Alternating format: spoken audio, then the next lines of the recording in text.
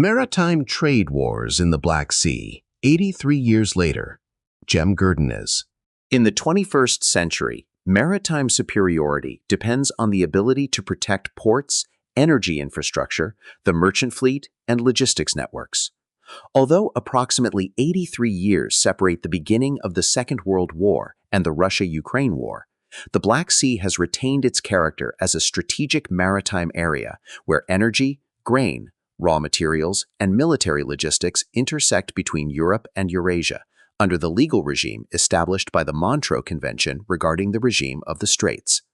For this reason, in both wars, the Black Sea has been not only a theater of military operations, but also the center of the struggle to control maritime trade and logistics routes. In both conflicts, merchant vessels belonging to neutral states, as well as those of belligerent states, were directly exposed to the effects of war. Different means, same objective. During the Second World War, naval operations in the Black Sea were platform-centered. Submarines, mines, and torpedoes were the principal means of disrupting maritime transportation. The pressure exerted on Soviet sea lines of communication by the 6 Type 2B submarines of Germany's 30th U-boat flotilla, which were transported to the Black Sea via the Danube River, together with Soviet submarine attacks on trade routes toward Romania and Bulgaria, demonstrated that the true objective of the war was not warships themselves, but the logistics networks that sustained them. Today, in the Black Sea, not only ships, but also port infrastructure, refineries, energy facilities, satellite navigation systems, logistics chains, and financial systems are being targeted. While submarines have been replaced by armed UAVs, unmanned surface vessels, precision-guided munitions, electronic warfare systems, and space-based reconnaissance networks, intelligence has evolved from visual reconnaissance and radio interception into a real-time structure supported by satellite imagery, AIS, SAR, electronic intelligence, and open-source analysis. Economic pressure in this war is no longer applied only through ship losses, but also through insurance premiums, freight costs, sanctions, and disruptions in supply chains. In short, the threat to maritime trade has evolved from physical destruction to systemic pressure. For this reason, although neutral states and merchant vessels preserve their neutrality in legal terms, they are forced to operate under operational and economic pressure. This shows that modern maritime trade warfare is no longer a struggle aimed solely at sinking ships. Today, the objective is to put pressure on the functioning of global maritime trade by influencing insurance markets, freight costs, navigational safety, port operations, and the supply of seafarers. Maritime trade warfare has therefore acquired the character of a multidimensional competition conducted in the fields of information, economics, finance, and technology, as much as through direct attacks. As the 4th year of the war in the Black Sea comes to an end, the emerging picture is the clearest manifestation of this transformation. Although Russia aims to increase crude oil exports through the Novorossiysk terminals, Ukrainian attacks on ports, tanker traffic, and energy infrastructure, together with rising war risk premiums, are making these plans increasingly difficult. As attacks on refineries put pressure on domestic fuel supply, seaborne exports of petroleum products have declined, and fuel imports from Belarus have risen to record levels. During the same period, oil loadings at Kazakhstan's CPC terminal were once again disrupted due to security concerns and a shortage of available tankers. Kazakhstan's oil production fell by approximately 14%, and part of its exports was redirected to the port of Batumi. In other words, what is now being priced in the Black Sea is not only oil itself, but also the ability to transport that oil safely. This transformation has also changed the understanding of sea power. The current environment is better explained by Corbett's approach, centered on the control of maritime transportation, than by Mahan's classical approach based on large fleets and decisive naval battles. Today, sea power is measured by the capacity to protect logistics networks, port infrastructure, and the continuity of commercial flows. In both wars, the objective has not been absolute command of the sea, but rather to prevent the adversary from using maritime transportation in pursuit of its political and military objectives. Turkey's unchanging position. There are certain strategic realities that have remained unchanged between the two periods, separated by 83 years in the Black Sea. Foremost among them is Turkey's geopolitical position.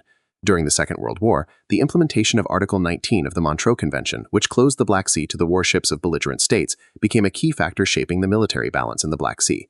Likewise, during the Russia-Ukraine War, Turkey's decision to close the straits to the warships of belligerent and supporting states directly affected the maritime dimension of the conflict.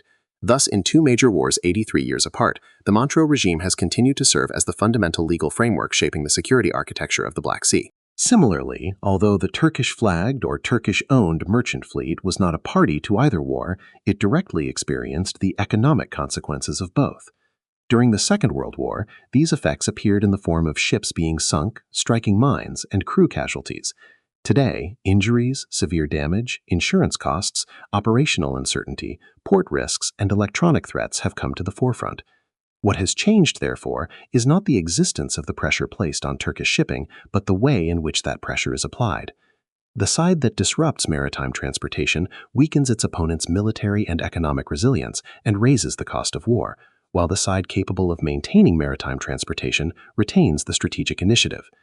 The strategic context and war economy of the Black Sea during the Second World War. During the Second World War, the Black Sea functioned as a closed theater of war into which outside naval powers were effectively unable to enter, owing to the legal regime created by Article 19 of the Montreux Convention regarding the regime of the Straits. While the German, British, and American navies could not enter the Black Sea, the Soviet Black Sea Fleet could not enter the Mediterranean. The war was therefore fought largely among the naval forces of the littoral states, and unlike the Atlantic, the Black Sea became not an arena of global maritime supremacy, but a regional theater determining the logistical sustainability of the Eastern Front. The strategic value of the Black Sea derived less from its own natural resources than from the transport network it formed between Europe and the Caucasus. For the Axis powers, Romania's Ploiești, Odel, and grain were carried into the German war economy via the port of Constanța and the Danube. For the Soviets, the ports of Sevastopol, Novorossiysk, Tuapse, Batumi, and Poti were indispensable supply centers for the Crimean and Caucasus fronts. The struggle in the Black Sea therefore focused less on major fleet engagements than on control of ports, minefields, and sea lines of communication carrying oil, grain, ammunition, and military supplies. Until Operation Barbarossa began on 22 June 1941, trade in the Black Sea continued largely under normal conditions. Following Germany's attack on the Soviet Union, however, Romania entered the war on the Axis side, became the principal opponent of the Soviet Black Sea Fleet, and cooperated closely with the German Navy in mine warfare, anti-submarine warfare, and the protection of maritime transportation. Unable to move warships through the straits because of Montreux, Germany began in late 1941 to transfer fast attack craft, minesweepers, landing craft, and other small naval platforms to the Black Sea via the Danube. Then, between January 1942 and April 1943, it dismantled 6 Type 2B submarines, U-9, U-18, U-19, U-20, U-23, and U-24 at Kiel, and transported them via the Elbe, the Danube, and overland routes to Constanța, where they were reassembled and deployed in the Black Sea. Although these submarines sank 26 merchant and auxiliary military vessels totaling 45,426 tons in operations targeting Soviet maritime transportation, they failed to destroy a single major Soviet warship. When Romania changed sides in August 1944, the Germans lost their most important base in the Black Sea, and a significant part of the Romanian Navy fell into Soviet hands. Bulgaria, meanwhile, joined the Axis but did not declare war on the Soviet Union. Nevertheless, between 1941 and 1944, it protected German and Romanian sea traffic, carried out minesweeping and anti-submarine warfare duties, and engaged in limited direct clashes with Soviet naval units. This phase in the Black Sea ended when the Soviet Union declared war on Bulgaria on 5 September 1944, and Bulgaria changed sides against Germany. Neutral Turkey during the Second World War. Throughout the war, Turkey restricted the passage of belligerent warships through the straits, preventing major naval forces from outside the Black Sea from intervening directly in the conflict. As a result, the British and American navies could not enter the Black Sea, and likewise the Soviet Black Sea Fleet could not enter the Mediterranean. The Montreux regime thus became not merely a legal document, but the principal strategic framework determining the military balance of power in the Black Sea. Throughout the Second World War, Turkey, as the Black Sea's only neutral littoral state, sought to maintain diplomatic relations with both blocs, with the Soviet Union to the north and east, and through Axis-aligned Romania and Bulgaria to the west. This did not mean, however, that Turkey remained outside the war in the Black Sea. On the contrary, because of its geographical position, sovereignty over the Turkish Straits, and control of the only gateway into and out of the Black Sea, Turkey became a strategic actor directly affecting the military and economic balance of the war. The freedom of movement of the belligerents in the Black Sea depended to a large extent on how Turkey implemented the Montreux Convention regarding the regime of the Straits, which had been signed and entered into force 3 years earlier. Turkey's neutrality was not limited to its control of the Turkish Straits.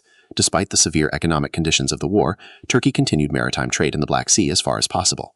From the ports of Istanbul, Zonguldak, Ereğli, Samsun, and Trabzon, chrome ore, coal, tobacco, hazelnuts, dried fruit, and various raw materials continued to be transported under diplomatic and military risk. Soviet security concerns, British and German economic pressure, and competition over the chrome trade made Turkey's maritime commerce an important component of great power rivalry throughout the war. Turkey's trade with the belligerents in the Black Sea was driven not only by economic necessity, but also formed part of its policy of neutrality. Yet, as the Black Sea war economy deepened, the neutral Turkish merchant fleet inevitably entered the risk zone of military operations. Turkish merchant vessels were not merely accidental victims of the war. At times, they became direct targets of the belligerents. The chrome trade, regarded by both Germany and the Allied powers as strategically important, was among the most sensitive issues in Turkey's wartime foreign policy. Germany sought to continue importing chrome from Turkey for the production of stainless steel needed by its war industry, while Britain and the United States applied pressure to prevent this trade. As German submarine operations in the Black Sea intensified after 1942, minefields expanded and maritime transportation increasingly became a military target. The Turkish merchant fleet faced growing danger. In particular, Soviet submarine attacks on merchant ships suspected of indirectly supporting the Axis powers demonstrated how fragile the law of neutrality could become under wartime conditions. Thus, despite not entering the war directly, Turkey became an increasingly visible actor in the maritime trade war in the Black Sea. Turkish merchant vessels attacked in the Black Sea after 1941. Beginning in 1941, the approaches to the Bosphorus, Karaboran, Igniada, Kaikoi, Media, and the western Black Sea coastal routes became an operational area of intense Soviet submarine activity. Small Turkish-flagged motor vessels and coasters carrying chrome, coal, timber, firewood, grain, and various commercial cargoes sailed under constant threat.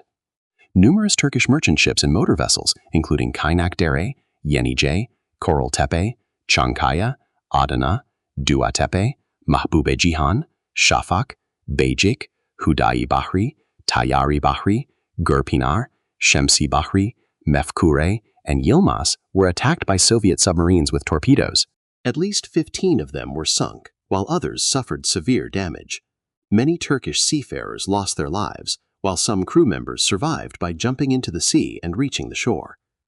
These losses represented one of the heaviest prices paid by the merchant fleet of a neutral state during the war.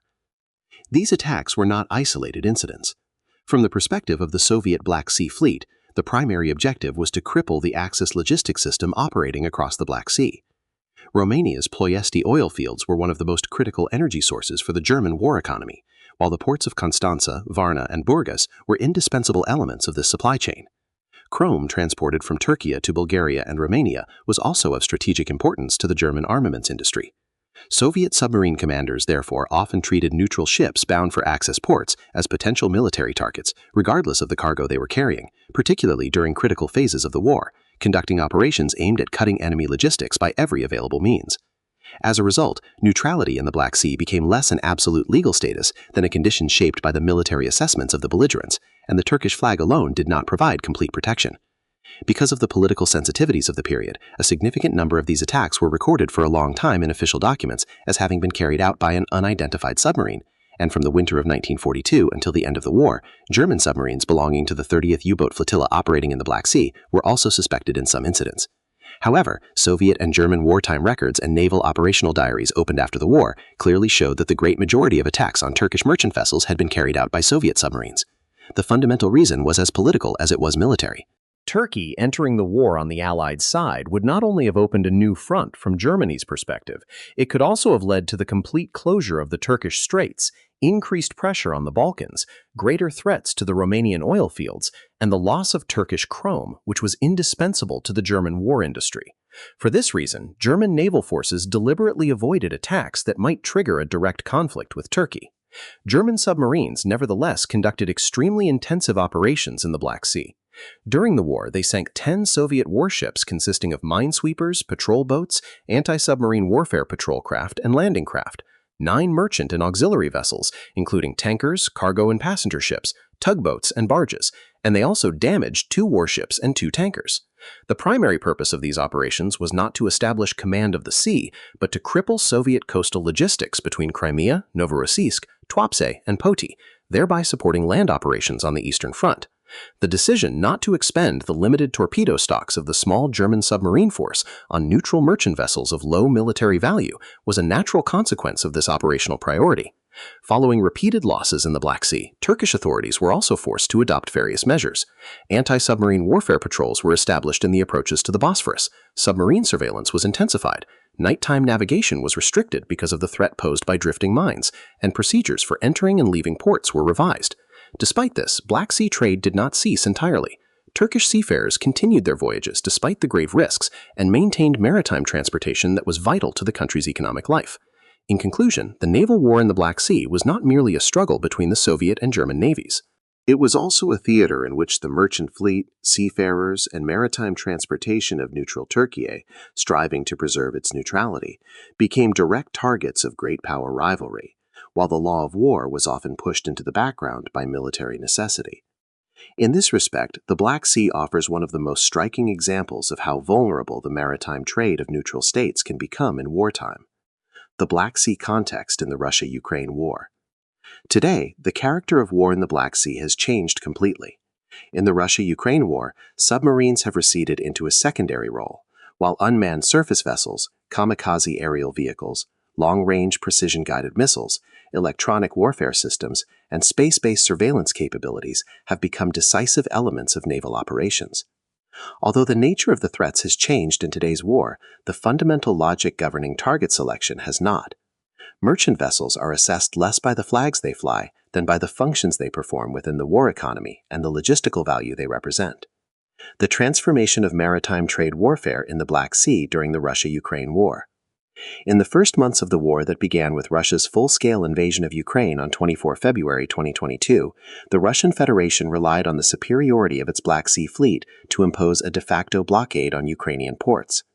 Exports from Ukraine's main commercial ports, particularly Odessa, Chornomorsk, and Yuzhny, largely came to a halt.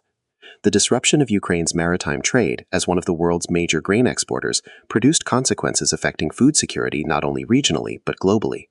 The Black Sea Grain Initiative, signed in July 2022 through the mediation of the United Nations and Turkey, was therefore not merely a diplomatic agreement, but a strategic security arrangement intended to restore the functioning of maritime transportation. Maritime trade warfare in the Black Sea, however, was not limited to blockade.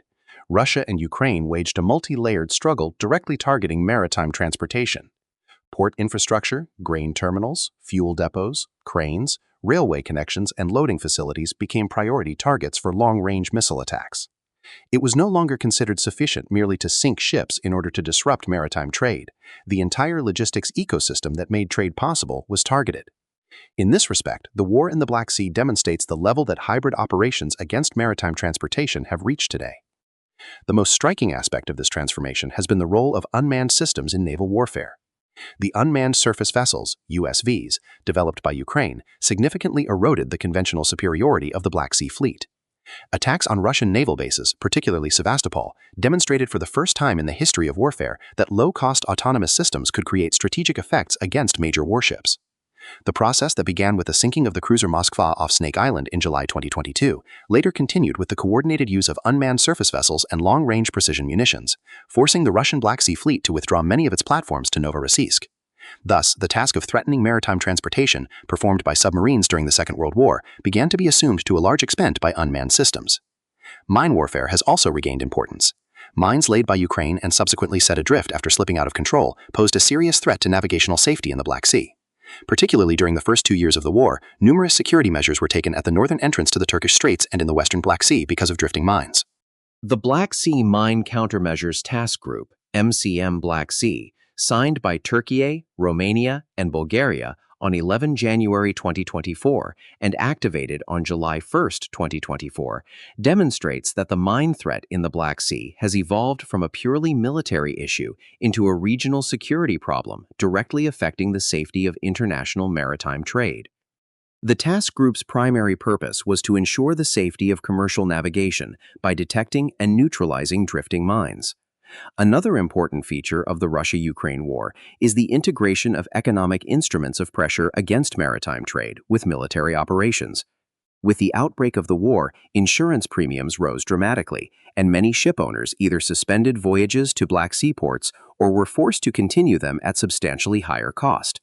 Even where some ports remained physically open, commercial activity declined significantly because of security risks and insurance costs. Maritime trade warfare thus began to be conducted not only through the use of military force, but also through finance, insurance, port operations, and global supply chains. Unlike the classical naval blockade of the Second World War, this represents a new form of warfare aimed at undermining the economic sustainability of maritime transportation. This transformation in the Black Sea has also created new security challenges for Turkey. The Turkish merchant fleet operating in the Black Sea has been exposed to the indirect effects of the war through the mine threat, missile attacks, unmanned systems, inspection activities, and rising insurance costs. As during the Second World War, therefore, Turkey has remained at the center of the maritime trade war in the Black Sea, despite not being a party to the conflict. Turkish merchant vessels in the Russia-Ukraine War. From the beginning of the Russia-Ukraine War in February 2022 through August 2026, at least 21 Turkish-owned, Turkish-operated, or Turkish-flagged merchant vessels were exposed to threats from missiles, rockets, artillery fire, armed unmanned aerial vehicles, and naval mines in the Black Sea and Sea of Azov, or were directly attacked. Ships were damaged in these incidents, and some sank after sustaining severe damage. Crew members, including Turkish seafarers, were killed or injured. A particularly sharp increase in attacks occurred in July 2026. With 8 Turkish-linked merchant vessels targeted during that month, it became the most intense period of attacks on Turkish shipping since the beginning of the war. Developments since 2022 have shown that merchant vessels belonging to neutral or non-belligerent states have also remained within the conflict's effective risk zone in the Black Sea. Immediately after Ukrainian ports closed following the start of the war on 24 February 2022, Turkish-owned, Turkish-operated, or Turkish-flagged ships, together with numerous other foreign merchant vessels, became stranded in Odessa, Chornomorsk, Kherson, and other ports.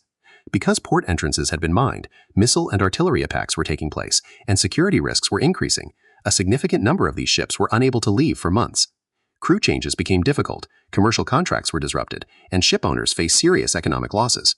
As the war progressed, the threat was no longer confined to vessels stranded in Ukrainian ports. It spread to the open sea, Russian ports, and maritime zones in the Black Sea under Turkey's jurisdiction, including waters off Kilios in Istanbul. On the first day of the war, 24 February 2022, the Turkish-linked Yasa Jupiter, located off Odessa, was damaged by a rocket strike and became one of the merchant vessels hit during the first days of the war. In November 2022, the Turkish fishing boat Ahmet Mollaoglu II, sailing off Ina Ada, struck a drifting naval mine. The explosion damaged the hull and caused the vessel to take on water.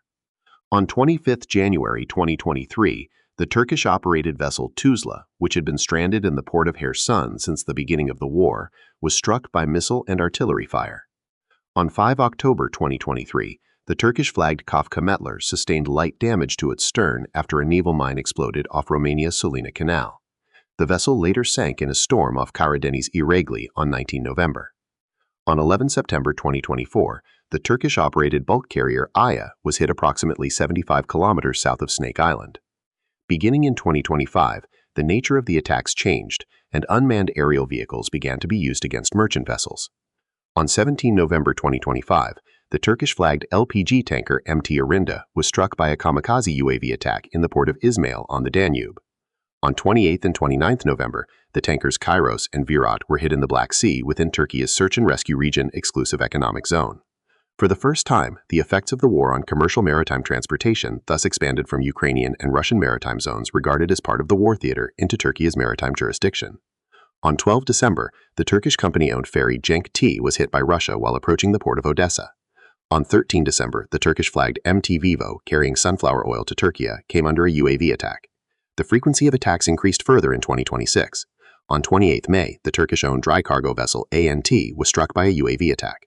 During an approximately 2-week period in July 2026, the successive targeting of numerous Turkish-owned or Turkish-operated merchant vessels amounted almost to a declaration of unrestricted maritime trade warfare in the Black Sea.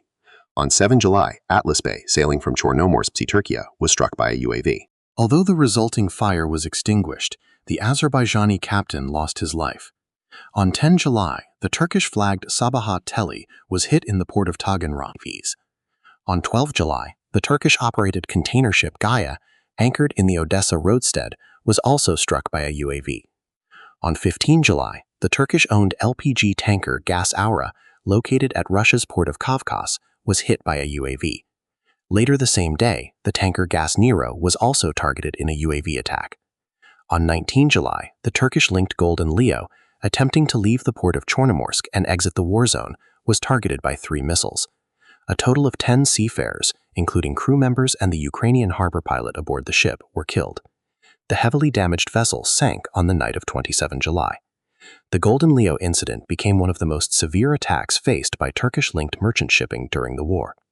On 22 July, the Turkish-flagged Reyhan Sari, sailing off Novorossiysk with coal loaded in Russia and bound for Trabzon, was struck by a UAV attack. 1 Turkish seafarer was killed. On 3 August 2026, the Turkish-owned vessels Nadezhda and Eldar Yashar were struck by UAV attacks off Novorossiysk. As a result of this intense wave of attacks, some Turkish shipping companies temporarily suspended voyages to Russia on the grounds of crew safety. The threat to merchant vessels in the Black Sea has undergone a significant transformation over the course of the war. In 2022 and 2023, the main risks were rocket and artillery fire, and in particular, drifting naval mines. From 2025 onward, kamikaze UAVs became increasingly prominent. By late 2025 and in 2026, UAVs, ballistic missiles, and multiple missile attacks had become parts of the same operational environment. The intense targeting by Ukrainian attacks of Turkish-linked merchant vessels and the strategically vital Blue Stream and Turkstream pipelines between Russia and Turkey may also be interpreted as a reflection in maritime trade of Ukraine's growing discomfort with Turkey, both the implementing state of the Montreux Convention regarding the regime of the Straits and a NATO member maintaining commercial and political relations with Russia throughout the war. Despite this situation, Turkey did not exert legal, political, or commercial pressure on Ukraine. On the contrary, under US and EU pressure, it aligned itself with the camps supporting Ukraine and even approved the sale of armed UAVs to Ukraine. This encouraged Kiev to confront Turkey with fates accomplis. Yet Ukrainian grain exports depend entirely on Turkey keeping the straits open for Ukraine. On the other hand, the impact of the war on Turkish shipping is not limited to ships being physically struck or damaged. War risk insurance costs have risen extraordinarily, with premiums multiplying for voyages to high-risk Black Sea ports. Some shipowners have suspended voyages entirely, while others have been forced to pass higher insurance, security, and operational costs on through freight rates. Port closures or temporary loss of access, longer vessel waiting times, difficulties in crew changes, and route alterations caused by the threat of attack have carried the economic impact of the war directly into the cost structure of maritime transport. One of the most important differences between the Russia-Ukraine war and the maritime trade war in the Black Sea during the Second World War is the addition of electronic warfare and digital systems to the operational environment. Merchant vessels operating in the Black Sea can face GPS/GNSS jamming, position spoofing, anomalies in AIS data, communications disruptions, and other forms of electronic interference. This directly affects not only military activity, but also the safe navigation of merchant vessels, increasing the risks of incorrect position information, route deviation, collision, grounding, and operational delay. Over the course of 4 years, maritime trade warfare in the Black Sea has therefore developed into an increasingly broad and complex threat environment.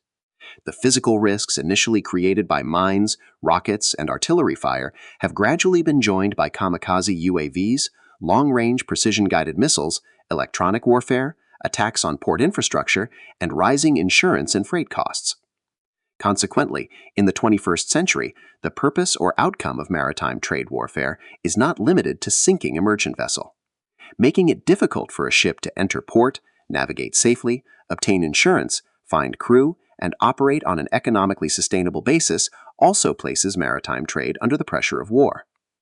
Events in the Black Sea clearly demonstrate that, in modern warfare, keeping the merchant fleet outside direct military conflict no longer means that it is protected from the operational and economic effects of war. Conclusion: the Russia-Ukraine war has fundamentally transformed the nature of maritime trade warfare in the Black Sea. During the Second World War, submarines, torpedoes, and mines were the principal tools for disrupting maritime transportation. Today, unmanned maritime and aerial vehicles, precision-guided munitions, electronic warfare systems, space-based intelligence, and mechanisms of economic pressure serve the same strategic purpose across a much broader area of effect. The objective is no longer merely to sink merchant vessels, but to undermine the sustainability of maritime transportation by putting pressure on ports, energy terminals, refineries, tanker fleets, insurance systems, financial networks, and global supply chains. Despite this, the fundamental reality that has not changed is the Black Sea's role as a strategic transportation corridor between Europe and Eurasia.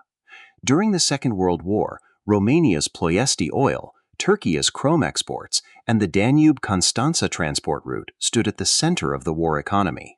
Today, the same function is performed by Russian and Kazakh oil exports, Russian and Ukrainian grain exports, Novorossiysk, the CPC terminal, the Odessa terminal, and energy logistics routes. The geography has not changed. What has changed are the means used in the struggle over that geography. Yesterday, oil and strategic raw materials feeding the war economy were targeted. Today, the same objective is pursued by crippling energy infrastructure, ports, tankers, and global logistics networks. As the war in the Black Sea enters its fourth year, the emerging picture clearly confirms this. Russian oil exports now depend not only on production capacity, but also on tanker availability, war risk insurance, port security, and the functioning of the international transport system. Disruptions at the CPC terminal and interruptions in Kazakh oil exports demonstrate that the true target of modern maritime trade warfare is not so much individual ships as the maritime trade ecosystem. Today, the ability to transport oil safely and on time has become as strategically important as the value of the oil itself. For Turkey, the unchanging strategic reality is the decisive role of the Montreux Convention regarding the regime of the Straits. As during the Second World War, Montreux remains today the fundamental pillar of the military balance and regional stability in the Black Sea. At the same time, the new security environment has made mine countermeasures, protection of critical port infrastructure, resilience against cyber and electronic warfare, and the comprehensive security of maritime transportation chains integral components of the national maritime security concept beyond the implementation of Montreux itself. In conclusion, the Black Sea's experience over the past 80 years reveals a single reality. The essence of naval warfare has not changed, only the tools have changed. The struggle once conducted with submarines and mines is today being waged through unmanned systems, precision munitions, electronic warfare, and mechanisms of economic pressure. Yet the objective remains the same: to break the adversary's will to fight and economic resilience by crippling the maritime transportation system that sustains it, thereby increasing the cost of war to a level the opponent can no longer bear. For this reason, maritime superiority in the 21st century will no longer be measured solely by possessing a powerful navy, but by the ability to protect ports, energy infrastructure, the merchant fleet, logistics networks, and the digital maritime ecosystem together.